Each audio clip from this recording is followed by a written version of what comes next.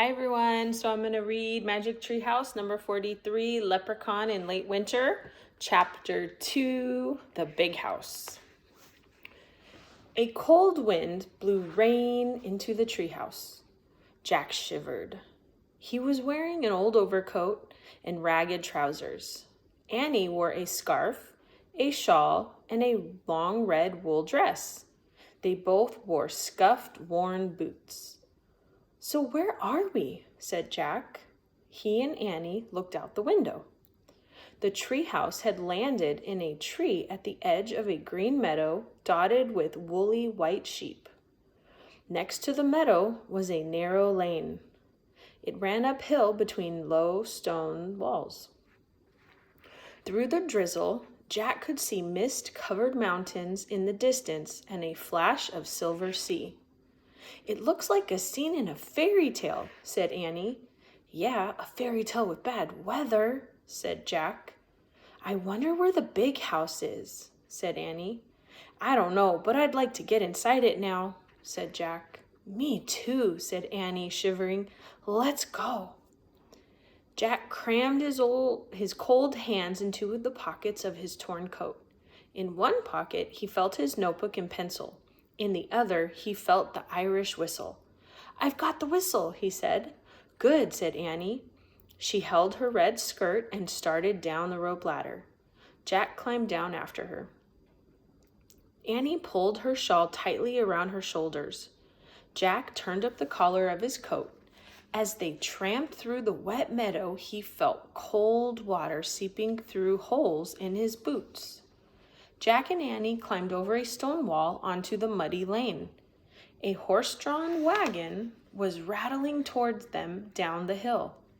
The wagon was filled with squealing pigs. "Excuse me," Annie called to the driver. "Can you tell us where the big house is?"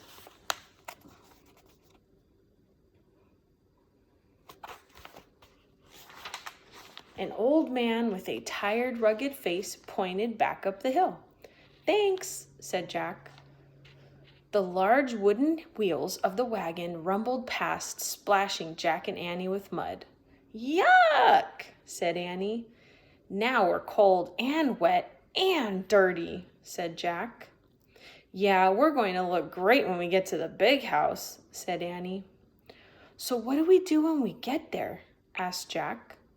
"When we find Augusta, maybe we tell her that Teddy and Kathleen sent us," said Annie, "like we told Louis Armstrong in New Orleans." Just thinking about their adventure with Louis Armstrong made Jack smile. "I don't know if that will work," he said. "His world seems so different from this world. There it was so noisy and busy. Here, it feels so lonely." "Well, we won't know until we find Augusta," said Annie. "Let's go."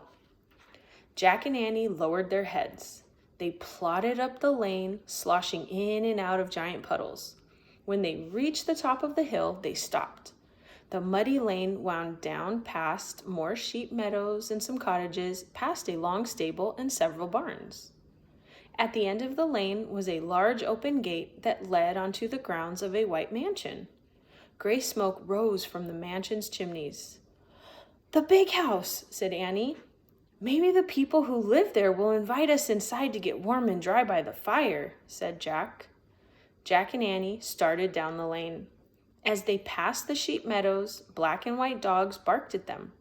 When they walked by several boys hauling wet hay, the workers looked up and eyed them suspiciously. Jack was relieved to get to the gate and head toward the big house.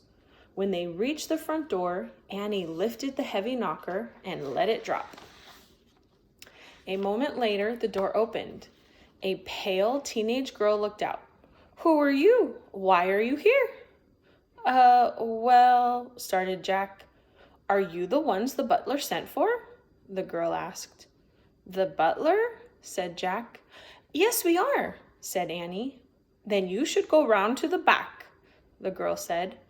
Before Jack and Annie could ask for Augusta, the girl slammed the door in their faces. "Nice," said Jack. "I hope she wasn't Augusta," said Annie. "Why did you tell her yes?" asked Jack. It's a way to get inside the big house, said Annie. Come on. Jack and Annie tramped through the mud to the back of the mansion. They stopped at the door beneath a large smoking chimney. Annie knocked again. This time, a young red-haired girl in a cap and apron opened the door. Yes, she said.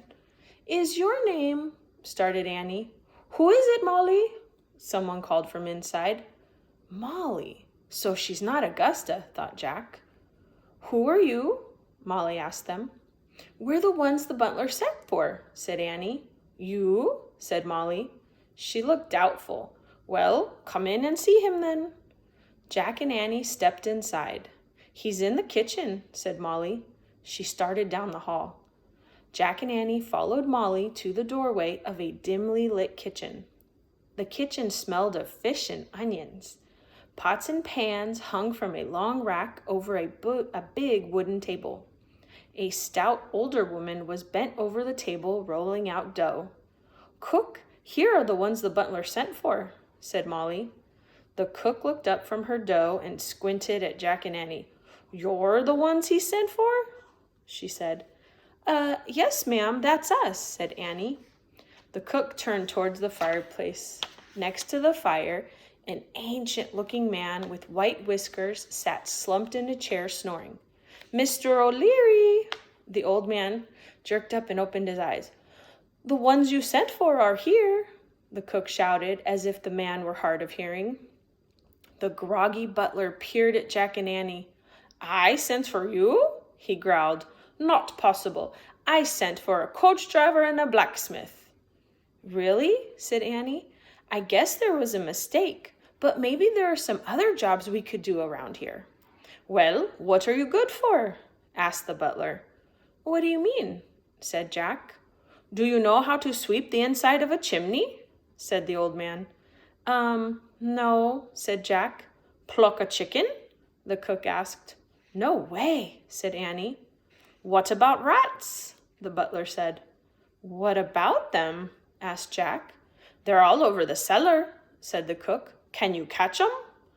I don't think so, said Jack. Well, then you're no good to us here, snorted the butler. Be on your way. At that moment, Jack heard the back door open and shut. A girl about Jack's age stepped into the kitchen. She wore a red cape and carried 2 large empty baskets. Her wet hair was parted neatly down the middle and pulled into a tight bun in the back. Ah, said the cook. Welcome back, Miss Augusta.